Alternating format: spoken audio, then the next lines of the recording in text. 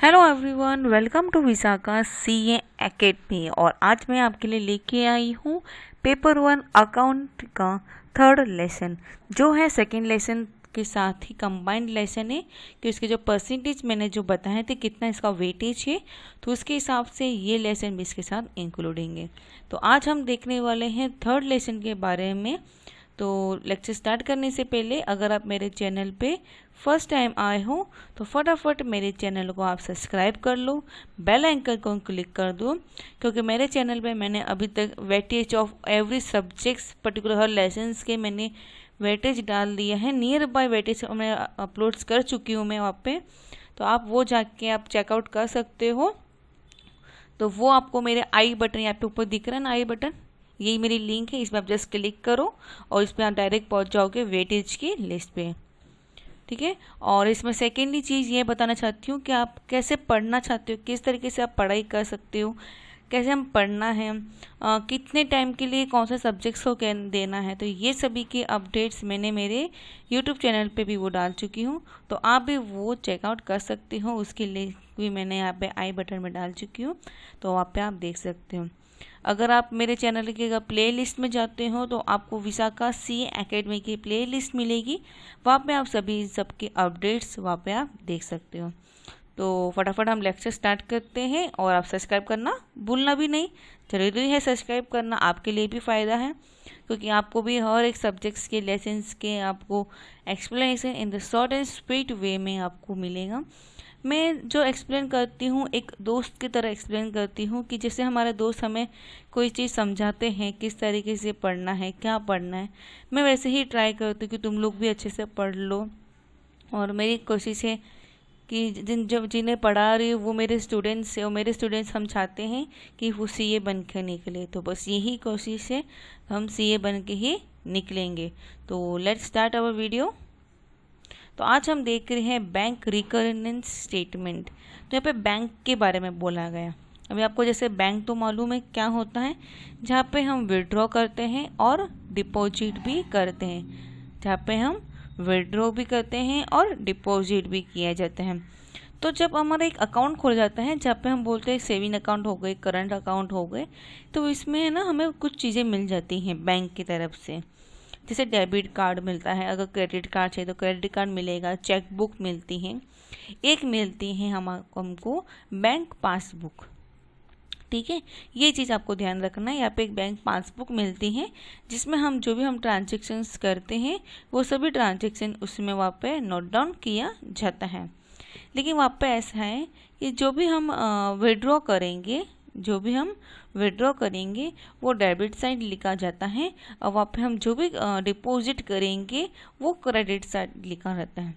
वही हमारे घर में जो कैश बुक होती है, जहाँ पे हम हिसाब लिखते हैं, तो हम जो भी डिपॉजिट किया जाता है वो हम लिखते हैं डेबिट साइड, और जो भी हम विड्रॉवल करते हैं वो लिखते हैं हम क्रेडिट साइड।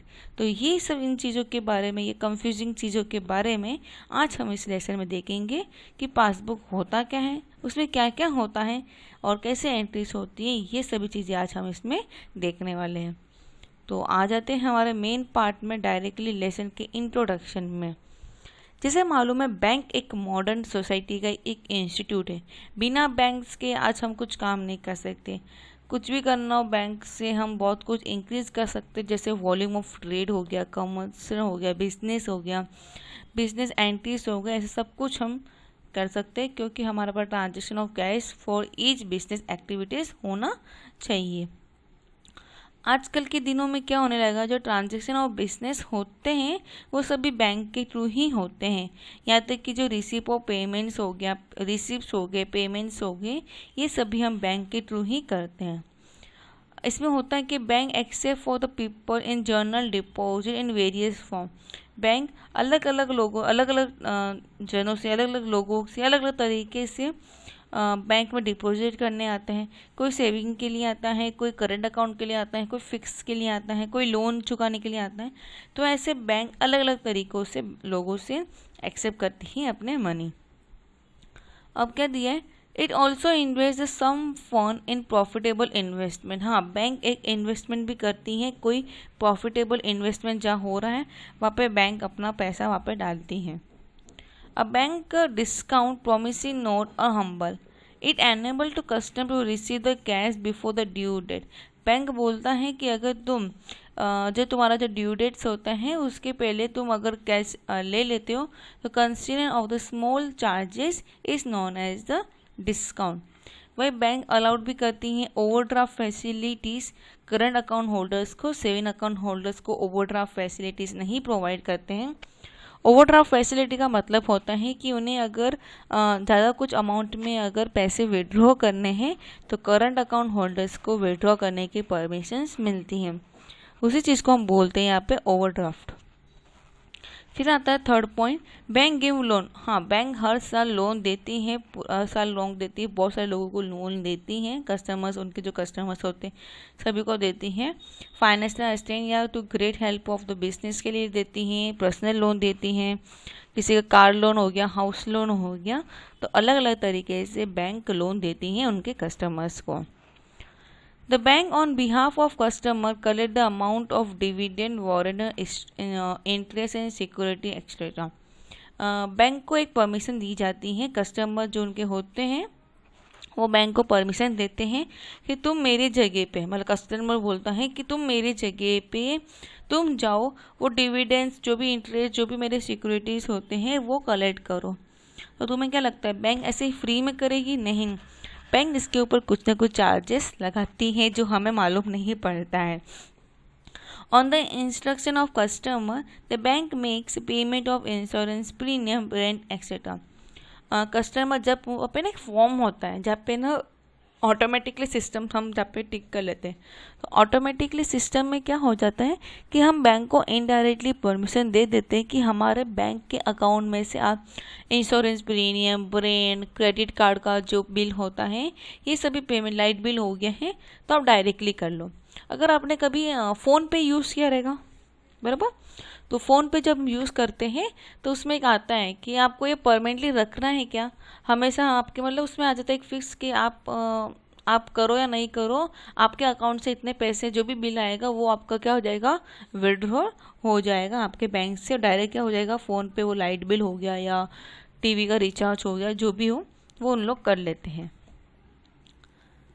नेक्स्ट आता है the bank sell and purchase the shares redeems government security on the behalf of its customer. Bank को परमिशन मिल जाती है कस्टमर की तरफ से, वो बेच भी सकता है या खरीद भी सकता है, किसके बिहाफ में, कस्टमर के बिहाफ में। Bank can be redeems to another place or person through the bank at the lower cost. Bank redeem करती हैं दूसरे कोई प्लेस हो गया या थ्रू अदर बैंक्स हो गया एट द लो कॉस्ट पे। The bank is return for considered furnish security a guarantee for इस customer whose credit is good. जिसका भी आपने अगर टीवी में ऐड देखा होगा जिसमें हम आता है बहुत बार कि आपका क्रेडिट पॉलिसी चेक करो कि आपका क्रेडिट पॉलिसी कैसा है। तो उससे होता है क्या, क्रेडिट पॉलिसी अगर अच्छा होता है, मतलब आप ऑन द टाइम अगर आप सभी पेमेंट कर लेते हो, जो भी आपका पेमेंट होता है या क्रेडिट कार्ड लिया है या लोन लिया हुआ हो, तो अगर आप ऑन द टाइम अगर उसका पेमेंट कर लेते हो तो फ़ायदा इसका ये होता है कि हम जो भी नेक्स्ट टाइम या लोन या समथिंग कुछ लेते हैं तो हमारा वो क्रेडिट कार्ड को देख के, वाले जो क्रेडिट कार्ड बोलते हैं, क्रेडिट पॉलिसी को देख के वहाँ पे हमें वापस लोन अच्छे से वो मिल जाता है। तो बैंक क्या दे देता है हमें, यहाँ पे गारंटी दे देता है, जहाँ पे जैसे मैं बता रही थी आपको कि क्रेडिट स्कोर्स जो होते हैं वो हमें अगर अच्छे होते हैं तो बैंक हमें गारंटी देती हैं, हमें फाइनेंशियली या फ्यूचरली हमें सिक्योर दे देती है कि आपके जो क्रेडिट बेसिस आपके जो अच्छे थे उस पर आपको बैंक रिटर्न या लोन जो भी रहेगा वो फटाक से आपको प्रोवाइड कर देगा। The bank also issue the letter of credit or a traveling check to facilitate the commercial and the traveling। अब ये letter of credit and travelling cheque क्या होता है बताती हूँ। जैसे मैं एक साथ अपने जो अमाउंट होगा, समझो मेरे को आज 30 लाख रुपए लेके जाना है, तो मैं अभी 30 लाख रुपए लेके जाऊँ और मेरे को कुछ सिक्योरिटी नहीं है, अगर कोई बीच में कुछ चोरी हो गए, मेरे पैसे गुम हो गए, तो मैं क्या करूँगी। थिंक इज डैट ना, कितनी बड़ी अमाउंट मेरे को लेके जाने के लिए मेरे माइंड में रिस्क होगा, तो वहाँ पे मुझे एक लेटर ऑफ क्रेडिट मिल सकता है या ट्रैवलिंग चेक मिलता है। जैसे नॉर्मल चेक होता है ना, बस वैसा ही होता है, लेकिन ट्रैवलिंग मतलब उसमें चेक लिए अमाउंट ही कम लेता है कि वहाँ पे जाके आप विड्रॉ कर सकते हो वो अमाउंट, या आप वहाँ पे इसे यूज़ कर सकते हो, उसको ही हम बोलते हैं ट्रैवलिंग चेक, जो नॉर्मली हमारे कॉमर्स या ट्रैवलिंग्स को मिलता है। अब आते हैं हमारे बैंक पासबुक, जो मैंने आपको पहले ही बता दिया था कि कस्टमर जब अकाउंट ओपन करते हैं तो उनको एक बैंक पासबुक मिलती है। हर बैंक पासबुक का दिखने का तरीका अलग होता है, लेकिन जो अंदर के जो कंटेंट्स होते हैं, जो लाइन वाइज स्टेप्स होते हैं, वो सभी के सेम होते हैं। मतलब किसी की बुक स्टैंडिंग में होती है तो किसी की बुक स्लीपिंग में होती है, इस तरीके से होती है, लेकिन अंदर का जो कंटेंट होता है वो सभी का सेम होता है। अब यहाँ पे जब पासबुक होती है तो उसमें तुम्हारे पासबुक के बुक के अंदर, मेन बुक के अंदर तुम्हारा नाम होगा, तुम्हारे अकाउंट नंबर होंगे, तुम्हारे IFSC कोड्स होगा, एड्रेस होगा, फ़ोन, बैंक का address, phone numbers, all detail जो भी बैंक से रिलेटेड जो भी डिटेल्स होगी वो सभी उसमें तुम्हारे लिखी हुई होगी। अब जो बैंक एंट्री होती है वो पीरियोडिकल स्टेटमेंट से होती हैं ऑफ अकाउंट में, या फिर पासबुक ऑफ कस्टमर में होती हैं, जहाँ पे हम ऑल डिपॉजिट, ऑल विड्रॉज हम वहाँ पे रिकॉर्ड्स करते हैं। जितने भी डिपॉजिट हुए हैं, जितना भी विड्रॉ हुआ है, वो सभी हम वहाँ पे रिकॉर्ड्स करते रहते हैं। But represent almost the copy of ledger account of the customer in the book of bank में होता है। अब ये सब हम नीचे आगे से पूरा एक फॉर्मेट देखेंगे कि पासबुक का जो फॉर्म होता है वो किस तरीके से होता है, तो आपको इजीली समझ आएगा। ये देखिए, मेंस होता है अकाउंट विद, जैसे भी अकाउंट का नाम यहाँ पे लिखा है, पंजाब नेशनल बैंक, फिर उनका कहाँ पे है, कौन सा ब्रांच है, वो सब लिखना रहता है। फिर आता है डेट, पर्टिकुलर्स में आ जाता है कि वो जो अमाउंट हम विड्रॉ या डिपॉजिट कर रहे, कहाँ से कर रहे, विड्रॉ कर रहे हो तो आप क्या वो क्या बोलते हैं अपना, सॉरी, फ़ोन पे से कर रहे हो या ATM से कर रहे हो या और किसी को ट्रांसफॉर्म कर रहे हो, जो भी कर रहे हो, पैसा तो बैंक से जा रहा है तो यहाँ पे वो उस तरह से आएगा। डिपॉजिट कर रहे हो तो बाई चेक कर रहे हो, बाई कैश कर रहे हो, कैसे कर रहे हो, वो भी यहाँ पे आ जाता है। और इन दोनों को मिला के प्लस माइनस करके हमारा जो अमाउंट आता है वो बैलेंस शीट फिगर में यहाँ पे दिख जाता है। ठीक है, ये सब चीज़ें होती हैं। अब देखो यहाँ पे और कुछ लिखा है, मैं देख लेती हूँ, अगर मेरे को कुछ इम्पोर्टेंट लगता है तो मैं आपको बता दूंगी। आजकल अब क्या हो गया कि बहुत सारे जो ATMs होते हैं उसी में आपको एक पासबुक की जो एंट्री मशीन होती है ना, पहले ऐसे नहीं होता था। पहले हमें बैंक में जाना पड़ता था, पासबुक देना पड़ता था, उन लोग पासबुक लेते थे, फिर वहाँ पे उन लोग एक मशीन में डालते थे, साइड में कुछ बैठ के एंट्री डालते थे, नहीं ये अकाउंट नंबर ये डाला वो डाला, चेक करते थे, फिर तुम्हारी पासबुक की एंट्री होती थी। लेकिन आज के टाइम पे क्या हो गया, जितने भी ATMs, मतलब ब्रांचेस के बाजू में जितने भी ATMs होते हैं ना, खासकर वहाँ पे, तो वहाँ पे आपको deposit machine, withdraw machine and the passbook machine भी मिलती है, जहाँ पे सिर्फ कुछ नहीं करना रहता है, आपको पासबुक लेना है, जहाँ पेज को प्रिंट करना है, वो पेज को अंदर डालना है, और कुछ सेकंड या कुछ मिनट या कुछ सेकंड के लिए, ज़्यादा एंट्री होगी तो आपको ज़्यादा मिनट के लिए रुकना होगा, नहीं होगा तो कुछ सेकंड में आपका एंट्री होके बाहर आ जाएगा। बस एंट्री डालना है और आपकी एंट्री पूरी हो के वेट पासबुक पे पूरी एंट्री होके आ जाएगी बुक बाहर, बस हो जाता है आपका यहाँ पे काम खत्म। ठीक है, ये चीज़ आपको यहाँ पे ध्यान रखना है। अब बैंक रिकरेंस स्टेटमेंट में हम देखेंगे तो यहाँ पे कुछ दिया है, the debit balance in the passbook represent the credit balance as per the cash book. मैंने पहले ही बोल दिया कि यहाँ का जो डेबिट बैलेंस होता है वो कैश बुक का क्रेडिट बैलेंस होता है, वहीं अगर डेबिट बैंक पासबुक का जो क्रेडिट बैलेंस होता है वो कैश बुक का डेबिट बैलेंस होता है। इस तरीके से आप एंट्री उल्टा बोलो रिवर्स, तो हमें एक बैंक के थ्रू भी देखना रहता है, जो बैंक पासबुक होता है वो बैंक के थ्रू देखा जाता है, कैश बुक जो होती है वो कस्टमर थ्रू से होती हैं। अब बैंक रिकंसिनल स्टेटमेंट में अलग अलग सोर्सेस होते हैं, सबसे आता है bank column of the cash book in the customer book.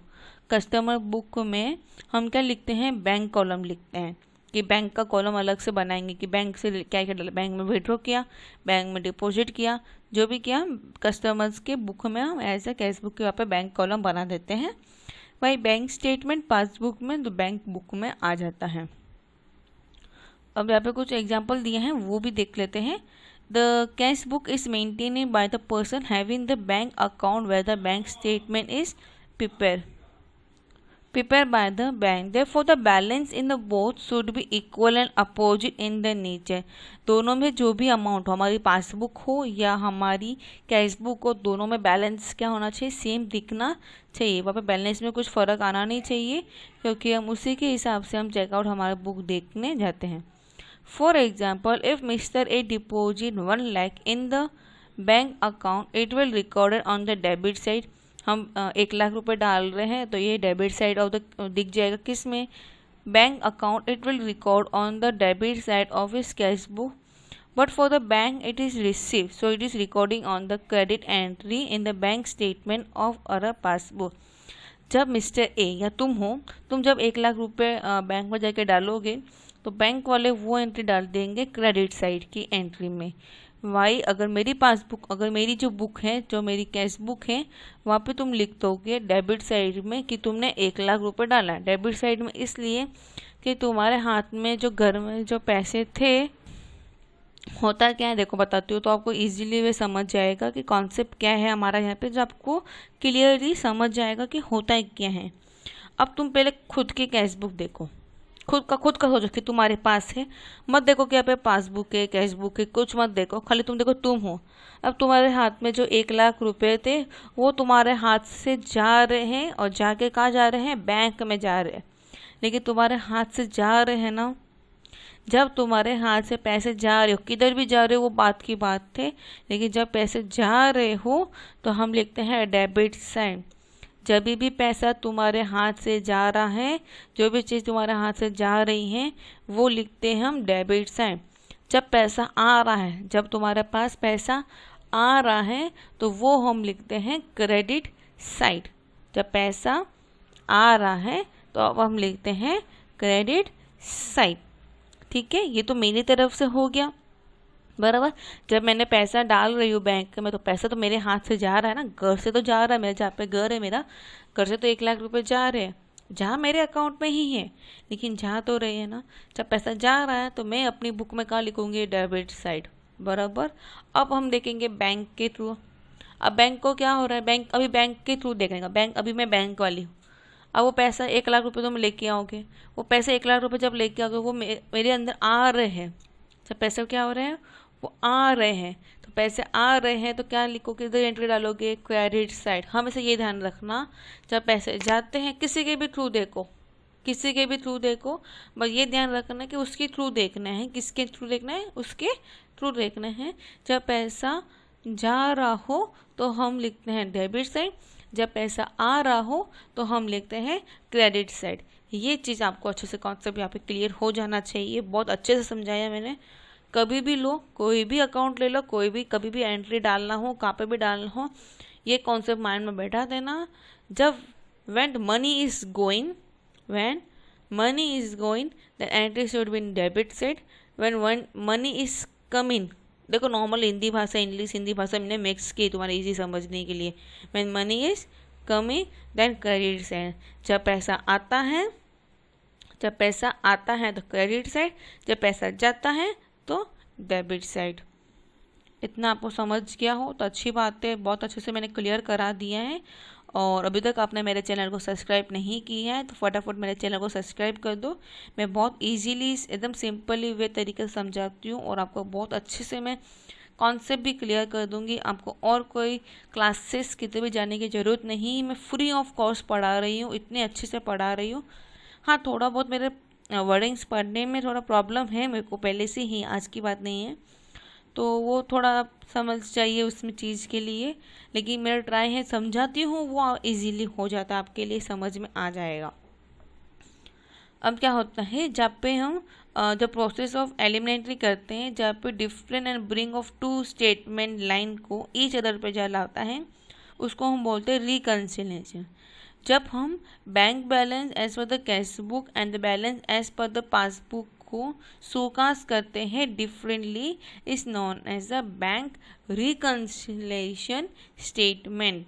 तो ये चीज़ आपको यहाँ पे ध्यान रखना है।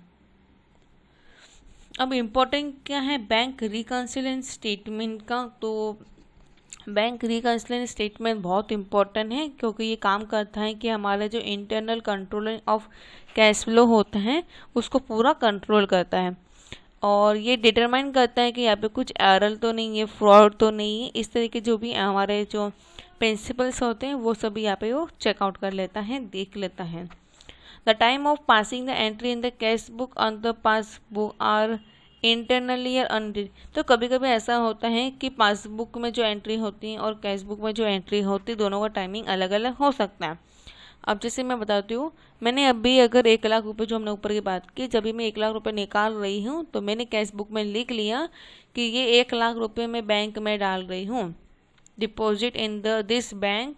और जहाँ पे मेरा विड्रॉलिंग अमाउंट लिखना है, जहाँ पे मैंने डाल दिया मेरा 1 लाख रुपए, वो तो मैंने अभी डाल दिया। अब मैं जब 1 लाख रुपए लेके जाऊंगी, बैंक में जाऊंगी, बैंक में आप डिपॉजिट करूंगी, उसके बाद वहाँ पे लोग आधे 1 घंटे के बाद मेरी एंट्री होगी, उसके बाद मेरे पासबुक में आएगी। तो ये इतना से लेके इतने टाइमिंग का डिफरेंस है, तो इसी को बोलते हैं टाइम पासिंग ऑफ एंट्री होता है, उसमें कभी कभी टाइम अलग अलग हो जाता है। तो कभी कभी इस चक्कर की वजह से हमारी जो एंट्री होती है ना, जब हम चेकआउट करते हैं तो ये थोड़ी ऊपर नीचे हो जाती है, जिसके वजह से थोड़ा सा प्रॉब्लम वहाँ पे हमें फेस करना पड़ता है। अब कॉजेस ऑफ देखो डिफरेंस टाइमिंग का जैसे कुछ कॉजेस दिए हैं, देख लेते हैं। Sometime the transaction is recorded at the 2 different time in the cash book and the passbook. अब होता है क्या है, देखो यहाँ पे क्या दिया है, देखो 2 अलग, जैसे मैंने अभी अभी एक्सप्लेन किया ना, 2 डिफरेंट टाइम पे जब पासबुक और कैश बुक का टाइम अगर अलग अलग किया जाए तो होता क्या है। तो Mister A has issue a cheque to the PQR Limited. Mister A ने इशू कर दिया चेक कि PQR लिमिटेड से। Now it will record in the cash book immediately. वो इमिडिएटली अपने कैश बुक में लिख लेगा कि मुझे इतना चेक मिला है। But the bank will record the transaction only when the same cheque will be present to it by the PQR Limited. तो जब PQR लिमिटेड के पास इशू या रिकरेंट होगा, जब ये वो मिस्टर ए इशू और चेक टू द इशू कर रहा, मतलब PQR लिमिटेड जब लेके आएगा, चेक बैंक में लेके जाएगा, जब वो ट्रांजेक्शन से दिखाएगा, जब करेगा, तब उसके बैंक एक लिमिटेड मिस्टर ए के अकाउंट में से पैसा जाएगा ना। देखो सिंपल से बता देती हूँ, मिस्टर ए है और मिस्टर बी है। मिस्टर ए है ना, मिस्टर बी को चेक देता है, ठीक है, 1 लाख रुपए का चेक देता है। तो मिस्टर ए के हिसाब से क्या हो गया, उसने पैसा दे दिया है। अभी तक मिस्टर बी को खाली चेक मिला, पैसा नहीं मिला। मनी जब तक हाथ में जब पैसा नहीं आएगा तो तक हम मानेंगे नहीं यहाँ पे। हाँ, उसके हाथ में क्या है, चेक है। और मिस्टर ए ने क्या बोला, मैंने पैसा दे दिया, कि उसने दे दिया ना, नॉर्मली देखा जाए तो उसने पैसा दे दिया है बराबर। लेकिन मिस्टर ए के बैंक में से अकाउंट पैसा विड्रॉ हुआ है क्या, नहीं हुआ है अभी तक नहीं हुआ है। लेकिन मिस्टर ए क्या करेगा, वो अपनी बुक में लिख देगा कि मैंने मिस्टर बी को 1 लाख रुपए का चेक दे दिया है। जब तक मिस्टर बी अपने बैंक में ना जाए, उसको डिपॉजिट ना कर दिया जाए चेक को, और उसका ट्रांजेक्शन के लिए 3 दिन लगेगा। नॉर्मली हम जब चेक डालते हैं तो कभी 2 दिन में लगता है, 1 दिन लगता है, 3 दिन लगता है, depending on the same cheque है, सेम ब्रांच का है, क्या है उसके हिसाब से। तो यहाँ पे वो चेक जाएगा। अब इसकी एंट्री कब हुई थी, समझो आज तारीख क्या ले रहे थे हम, 9 तारीख को हुआ, 9 तारीख को चेक दे दी है। अब मिस्टर बी है, उसको पैसा कब मिल रहा है, 12 तारीख को। मिस्टर बी को पैसा कब मिल रहा है, 12 तारीख को। तो मिस्टर बी को जब 12 तारीख को पैसा मिला है, तो बैंक की जो पासबुक होती है मिस्टर ए की, वहाँ पे भी एंट्री कब की होगी, 12 तारीख को, क्योंकि 12 तारीख को उनके बैंक में से पैसा गया था मिस्टर बी के अकाउंट में, या उनके इन हैंड गया था, जैसे उनकी मर्जी हो वैसा वो ले सकते हैं। तो यहाँ पे इतना क्लियर है आपको। तारीख और कुछ जाती हैं, जाने के टाइम पे अलग होती है, लेकिन जब वो बैंक के पास जाते हैं तो बैंक में तारीख चेंज हो सकती है। इसके वजह से चेक में क्या होता है, 2-3 दिन टाइम लग जाता है इसकी वजह से। Similar for PQR Limited, entry in the cash book will be made immediately as a cheque is receive. जैसे ही मिस्टर बी था, उसने अपने बुक में लिख लिया कि मुझे चेक मिल गया from a Mr. A, but a bank account will be credited when it collect a money in the respect of that check. जब वो मिस्टर बी जब भी वो चेक लेगा, चेक को जब विड्रॉ डिपॉजिट जो भी करेगा वहाँ पे बैंक में जाके जब देगा, उसके बाद जब उसको पैसा मिलेगा, जब पैसा मिलेगा तो पैसा बैंक से निकलेगा और वहाँ से बैंक जो भी होगा ट्रांजैक्शन, जब बैंक की एंट्री 12 तारीख को हो रही है तो पासबुक में 12 तारीख की एंट्री होगी। लेकिन जब मिस्टर ए की कैश बुक ले लो या मिस्टर बी की कैश बुक ले लो तो वो 9 तारीख को ही एंट्री करेंगे, क्योंकि 9 तारीख को यहाँ से पैसा गया था और वहाँ पे उनको चेक मिला था, इसलिए। अब ट्रांजैक्शन की बात किया जाए तो वहाँ पे अलग अलग ट्रांजैक्शन कैरी आउट होते हैं itself without immediately to customer, like interest receive हो गया। हमें जब भी बैंक में जब मैं पैसा डालती हूँ तो वहाँ पे मुझे एक इंटरेस्ट मिलता है, इंटरेस्ट रिसीव होता है मुझे, कैसे कुछ परसेंटेज पे मुझे इंटरेस्ट एक रिसीव होता है, तो वो भी मेरी ट्रांजैक्शन एंट्री हो गई। तो it will be credit by the bank immediately. तो बैंक क्या करेगा, फटाफट अपने बैंक बुक पासबुक जो होती है कस्टमर की, उसमें वो एंट्री फटाक से कर लेगा। लेकिन जब कस्टमर है, कस्टमर को जब मालूम पड़ेगा, जब भी मालूम पड़ेगा, जब कब मालूम पड़ेगा, जब वो पासबुक एंट्री करने जाएगा तब उसको मालूम पड़ेगा कि मुझे क्या मिला, इंटरेस्ट रिसीव हुआ है बैंक की तरफ से। तो तब जाके वो अपनी कैश बुक में जाके वो क्या करेगा, एंट्री करेगा। तो यहाँ पर ट्रांजेक्शन के हिसाब से हमें टाइमिंग भी चेंजेस हो सकते हैं। एरर अलग अलग एरर कस्टमर्स की तरफ से भी हो जाते हैं या कभी कभी बैंक की तरफ से भी हो जाते हैं। Some of the item that the frequency charges are different, like a check issue but not present for payment. Cheque issue तो हो गया लेकिन फॉर पेमेंट के लिए वहाँ पे प्रेजेंट ही नहीं है। जैसे a balance as per the cash book and the passbook are 10,000 और चेक था 2,000 का, is issue but not present for the payment. The balance per cash book and payment will be as follow. कैसे होगा, तो to balance broad for 10,000 by the vendor whose to cheque भी issue, जो भी जिसको हम चेक इशू किया था उसका 2,000 रुपये, और जो बाई बैंक बैलेंस ब्रॉडेड डाउन हो जाएगा वो 8,000, क्योंकि मेरे पास 10,000 थे, मैंने 2,000 का चेक दे दिया, 10 में से 2 गए तो कितना बचा, 8,000। ये मेरी कैश बुक हो गई है, ठीक है। वाई जो हमारा बैंक स्टेटमेंट होता है पासबुक में, वहाँ पे अभी तक चेक गया क्या, नहीं गया है। तो जब तक चेक गया ही नहीं तो बैंक तो अपना 10,000 ही दिखाएगा। जब चेक जाएगा, जब चेक निकलेगा या विड्रॉल होगा, तब जाके वो इसमें से कैंसिलेशन होगा। Cheque deposit with the bank but not clear. Cheque deposit तो कर दिया है लेकिन क्लियर नहीं हुआ है, मतलब सामने वाले ने पैसे दे दिए हैं लेकिन वो क्लियर नहीं हुआ है। तो इसके पास 12,000 थे, 3,000 सामने वाले ने दे दिया, तो बैलेंस ब्रॉट डाउन कितना हो गया, 15,000। ऐसा इसने कैश बुक में अपना लिख लिया। सामने उन्होंने बोल दे कि मैंने तुम्हें 3,000 रुपये का चेक दे रहा हूँ और वो तुम्हें मिल जाएगा, तो उसने तो एंट्री डाल दी। लेकिन जब बैंक बैलेंस की बात किया जाए तो बैलेंस तो ब्रॉट डाउन किया जाएगा। डिपॉजिट तो पहले से 12,000 था तो 12,000 ही होगा। जब तक चेक क्लियर नहीं होगा तब तक एंट्री पास नहीं होगी। Interest allowed bye the bank. अब देखो कैश जो मैं हूँ, मेरे पास जो बुक है मेरे बुक में है तो मेरे को तो मालूम है 10,000 है, उसको बैलेंस कैरी डाउन भी कर दिया 10,000 है। लेकिन जो मेरी पासबुक होती है उसमें मेरा बैलेंस था 10,000, लेकिन मुझे इंटरेस्ट मिल गया 1,000 रुपये का, मेरे को डिपॉजिटली हो गया, तो वह क्या हो जाएगा मेरा 11,000। लेकिन मेरे हिसाब से अभी तो मेरे पास कितना है, सिर्फ 10,000, लेकिन बैंक के हिसाब से कितना है मेरे पास अभी 11,000। जब मुझे मालूम पड़ेगा कि मेरे बैंक में इतने पैसे हो गए हैं, जब मैं बुक को पासबुक को प्रिंट कराऊंगी तब जाके मुझे मालूम पड़ेगा। Interest and expense charges bye the bank. Interest and expense charges by bank मतलब लाइक डेबिट कार्ड का चार्जेस हो गया, या फिर तुमने ज़्यादा विड्रॉ कर दिया तो उस पर ट्रांजेक्शन के चार्जेस हो गए हैं। तो जब भी कस्टम बैंक में तो एंट्री हो जाती है, कस्टमर को बाद में मालूम पड़ता है जब वो पासबुक एंट्री प्रिंट कराता है तब। Interest and dividend collected by the bank. Bank जब इंटरेस्ट या डिविडेंड कलेक्ट कर देते हैं तो कस्टमर को बाद में मालूम पड़ेगा, बैंक को पहले ही मालूम पड़ जाता है। तो जैसे मैंने बोला था आपको कि बैंक को पहले ही एंट्री कर देंगे और कैश बुक में बाद में एंट्री होती है, क्योंकि कैश बुक में जब तक कस्टमर को मालूम नहीं पड़ेगा तब तक वो एंट्री नहीं कर सकता है, ठीक है। जैसे यहाँ पे डिविडेंड मिला था 2,000 का, तो उसने एंट्री डाल दी तो वो हो गया 15,000। Direct payment by the bank. By the bank का कैसे हो जाता है बताती हूँ।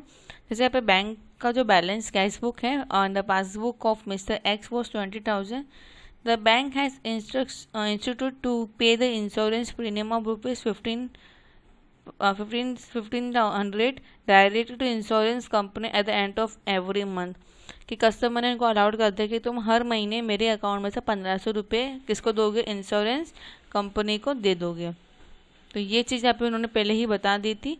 तो एंट्री कैसे होती है, तो कैश बुक में तो कुछ होगी नहीं, क्योंकि पहले आपका पासबुक में एंट्री होगी। तो पासबुक में 20,000 था और इंश्योरेंस प्रीमियम को 1500 रुपये देने थे, तो वो माइनस होकर हमें यहाँ पे एंट्री मिल जाती है। Direct payment into the bank by the customer, by direct customers के थ्रू से हमें डायरेक्ट पेमेंट हो जाती है। Dishonour of bill of the bill discounted with the bank के हिसाब से। तो बैलेंस ब्रॉट डाउन 20,000 था, तो बैंक में चेक ऑफ डिपॉजिट हुआ था, तो 3,000 का चेक डिपॉजिट कर देंगे, वो हमारी अमाउंट आ जाएगी।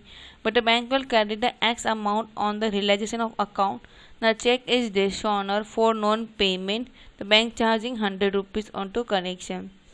था कितना बैलेंस 20,000 और बैंक ने कितना चार्ज किया 100 रुपीज़, तो वो हम माइनस यहाँ पे कर लेंगे।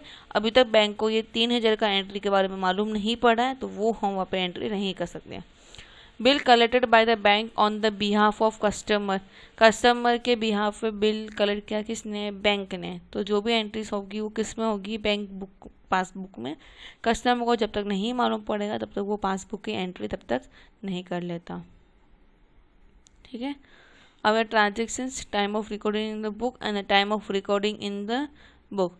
तो payment done by the amount holder, account holder through the issue of cheque. तो बुक कैश बुक में कैसा होगा, जो time of issue the cheque होगा तब हो जाएगा, और पासबुक में कब होगा, जब वो पेमेंट हो जाए या क्लियर हो जाए तो पासबुक में एंट्री हो जाएगी। Receive by the account holder through are the cheque. तो जब हम वो डिपॉजिट कर देंगे या बैंक का में तो नोटिस होगा तब हम वहाँ पे कैश बुक में लिख देंगे। और पासबुक में कब होगा, जब टाइम ऑफ कलेक्शन होगा या amount issue by the party हो जाएगा तब हम वहाँ पे लिख लेंगे। तो जो चीज़ हमने अभी ऊपर की थी बस उसी का यहाँ पे एक डिटेलिंग में दे दिया है। तो आप ये एक बार अच्छे से कर लो, तो इससे आपको क्या होगा कि आपके कॉन्सेप्ट अच्छे से क्लियर हो जाएगी। बाकी तो मैंने आपको बता दिया है कि किस तरीके से आपको सोचना है, किसके थ्रू सोचोगे, दोनों तरीके से सोचना है आपको। एक बैंक के थ्रू भी सोचना है और आपको एक कस्टमर के थ्रू भी सोचना है कि किस तरीके से एंट्री वहाँ पे हो सकती है। तो ये चीज़ें आपको वहाँ पे ध्यान रखना है। अब यहाँ पे कुछ दिया है, बैंक की पासबुक दी है, बाय कैश इतना था, to furniture dealer, to competent, to John and loaded companies या टू रो लेमन, सब कुछ दिया गया है यहाँ पे। तो उसका सब हम अभी देखेंगे। और आगे कुछ दिया है, ये करके ऐसे करके पूरा एंट्री यहाँ पे दी हुई है। अब हमें क्या करना है, जो भी कैश एक सेकेंड ना, मेरे को बस यहाँ पे एक तरह से समझाया है कि यहाँ पे किस तरह से पासबुक और चेकबुक के बारे में दिया गया है। तो आगे जब सम्स रहेंगे तभी मैं आपको एक्सप्लेन करूँगी। और इस डायरेक्टली हम नीचे चले जाते हैं जहाँ पे हमें ज़रूरत है। तो यहाँ पे भी नहीं, यहाँ पे नहीं, हम एकदम जो मेन आंसर जब रहेगा तब हम दिखाएंगे मैं आपको कैसे करना है इसको। देखो, it mean the student has to require to start the bank recurrence for the following 4 balance as may be given in the question. तो आपको देखना है कि debit balance as per the cash book क्या है, credit balance as per the cash book क्या है, debit balance as per the passbook कितना है, और credit balance as per the passbook कैसा है। अब इसमें प्रॉब्लम्स कुछ होती हैं। तो when the cashes are different as given, ये reconcile without adjusting the cash book या reconcile after adjusting the cash book हो सकता है। और अगर नहीं दिया तो after adjusting the cash book हो जाए या after adjusting the cash book of reconciliation हो जाए। तो यही सब हमें यहाँ पे देखना है। दिया कि when the causes of the difference are known, तो जो स्टूडेंट्स होते हैं उनको स्टार्ट द रिकन्सिल होता है by taking any of the balance started about and future with the caches the given. Okay, यहाँ पे पूरा उन्होंने एक्सप्लेन किया कि हमें किस तरीके से करना है, क्या करना है। तो हम डायरेक्ट क्या कर देते हैं, सम में चले जाते हैं, तो जिससे आपको ये समझ जाएगा, तो आपको वहाँ पे कॉन्सेप्ट क्लियर हो जाएगा। यहाँ पे इसको पढ़ के फिर यहाँ पर समझाऊंगी तो बहुत टाइम वेस्ट हो जाएगा। इससे अच्छा डायरेक्टली हम सम में चले जाएंगे तो आपको ईजिली हो जाएगा। तो यहाँ पे एक कैश बुक दिया गया है और हमें हमारे पास एक पासबुक भी दिया गया है। तो कैश बुक में क्या दिया है, the balance brought it down to Avengers, oh वाह एवेंजर्स के नाम आ रहे हैं, टू कैश अकाउंट दे दिया है, by Richa limited and the by balance credit down. तो यहाँ पे ये 5 एंट्रीज दी गई हैं। अब पासबुक में देखते हैं, बैलेंस ब्रॉट डाउन दिया गया है, द मिस्टर ए दिया है। यहाँ पे आप देख सकते हो मिस्टर ए के बारे में कुछ नहीं दिया है, लेकिन यहाँ पे मिस्टर ए के बारे में दिया गया है।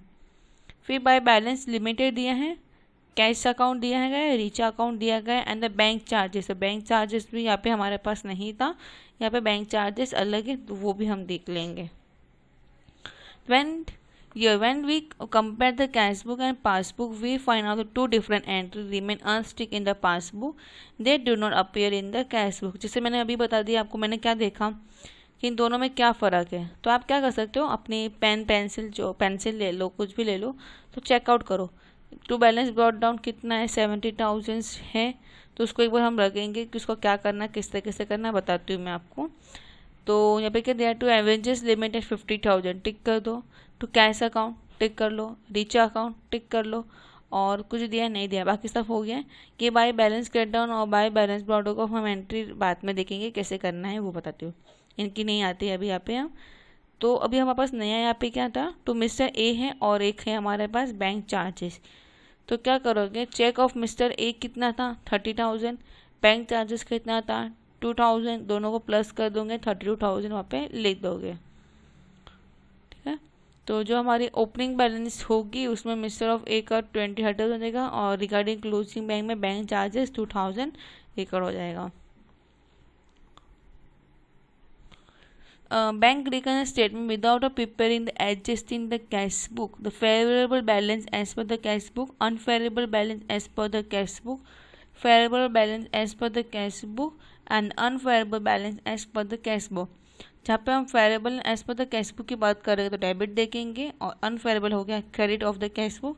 इसका ही उल्टा होता है, फेवरेबल हो गया क्रेडिट पासबुक के हिसाब से, और अनफेवरेबल हो जाएगा credit as per the passbook के हिसाब से। Cheque deposit but not clear, cheque मैंने डिपॉजिट कर दिया, फ्लेवर मतलब जा तो रहा है पैसा, मतलब पैसा जा रहे हैं, तो सब्ट्रैक्शन हो जाएगा डेबिट साइड में, वही क्रेडिट में ऐड हो जाते हैं। पासबुक में हम ऐड कर देते हैं, जो भी हम एंट्री यहाँ पे करेंगे ना, डेबिट का सब्ट्रैक्ट, तो यहाँ पे ऐड किया तो सब्ट्रैक्शन। तो आप क्या कर सकते हो, सिर्फ कैश बुक का याद कर लो, जो भी हम कैश बुक का करेंगे उसी का यहाँ पे क्या हो जाएगा, हमारा उल्टा हमें कर देना है entry. Cheque issue but not present to bank, add subtract. इस तरीके से यहाँ पे हमें पूरा एक दिया गया है किस तरीके से आंसर्स करना है। तो आप क्या करो, उसको याद करना पड़ेगा, आपको अच्छे से एक बार माइंड में बैठा देना है कि किस तरीके से हमें वो आना चाहिए। तो अभी एक क्वेश्चन देखेंगे जिसके बेसिस पे हम सम देखेंगे किस तरीके से करना है। तो सबसे पहले यहाँ पे क्या दिया है, from the following particulars prepare a bank recurrence statement for the gender offset limited का हमें बैंक रिकरेंस स्टेटमेंट बनाना है। तो ये कैसे बनाना है वो हम इस क्वेश्चन से हम जानने वाले हैं। तो balance as per the cash book दिया है 2,40,000, तो इसकी एंट्री हम कहाँ करेंगे, तो इसका हम डायरेक्ट लिख लेंगे the balance as per the cash book 2,40,000। इसके पहले मैं आपको दिखाती हूँ कॉलम कैसे बनाना है, देखो बताती हूँ, थोड़ा ही बताऊँगी, ये इतना ही करना है। Bank recurrence statement particulars and amount लिख देना है, और उसके बाद हम एंट्रीज वहाँ पे हम डालते रहेंगे। फिर आता है cheque issue but not present in the bank amount, cheque issue but not present in the bank amount. देखो यहाँ पे हम ऊपर जाएंगे तो मैं बताती हूँ कहाँ पे हमने ये देखा था, cheque issue but not present in the bank account, cheque issue but not present in the bank account. Cash book में फेवरेबल क्या करेंगे, हम ऐड कर देंगे। चेक इशू हुआ तो यहाँ पे हम क्या कर देंगे, ऐड कर देंगे। कहाँ गया, तो ऐड करके कितने का, 1,36,000। देखो हम देख लेते, यहाँ पे हम देख लेते हैं 1,36,000 दिया कि हाँ cheque issue but not present 1,36,000। फिर आता है cheque issue in the bank but not yet clear the amount of rupees, cheque bank में है, हमने अभी तक लिया क्या, नहीं लिए हैं। जब तक हमने नहीं लिए हैं तो कितना हो जाएगा, 90,000 माइनस हो जाएगा। Bank charge amount ₹230,000। बैंक को ही मालूम है, कस्टमर को यहाँ पे मालूम नहीं है। जब कस्टमर को मालूम पड़ेगा तब हम ऐड करेंगे, जब कस्टमर को नहीं मालूम है तो हम सब्ट्रैक्ट करेंगे। तो इसको कर दो माइनस।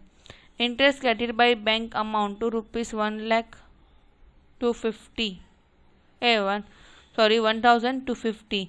तो interest credited by the bank amounted to ₹1,250। तो यहाँ पे दिया है, नीचे देखो इंटरेस्टेड फॉर दिया इनकम से, तो हम क्या कर देंगे, एडेड यहाँ पे हम कर देते हैं। ये चीज़ आपको यहाँ पे ध्यान रखना है। फिर जो भी हमने अभी क्या बाकी है, balance as per the passbook is 2,86,950। तो ये हम देख लेंगे। हमने जो भी एडिंग पार्ट में तो वो ऐड कर देंगे और सब्ट्रैक्ट पार्ट को अलग सब्ट्रैक्ट करके एडिंग पार्ट में से सब्ट्रैक्ट को माइनस कर देंगे। तो ये देखिए हमारा जो बैलेंस एज पर द यहाँ पे जो दिया गया है कि balance as per the passbook इतना होना चाहिए, तो लास्ट में हमारी अमाउंट इतनी ही आनी चाहिए। अगर कम या ज़्यादा कुछ आती है तो हमने यहाँ पे रॉन्ग किया है। तो यहाँ पे देख सकते हो balance as a cash book लिखा, added cheque issue but not present लिखा, इंटरेस्ट क्रेडिट बाय बैंक लिखा, ऐड कर दिया। Cheque deposit but not yet clear, हमने डिपॉजिट तो कर लिया लेकिन अभी तक क्लियर नहीं हुआ है, तो 19,000। Bank charge deposit bye the bank 300 minus करके हमारी अमाउंट आ गई। तो हमारा आंसर क्या हो गया, सेम हो गया। यहाँ पे हमें प्रॉब्लम्स नहीं हुई। आगे देखते हैं। On the 31st March 2019 the bank passbook of Namrata showing a balance of ₹1,50,000।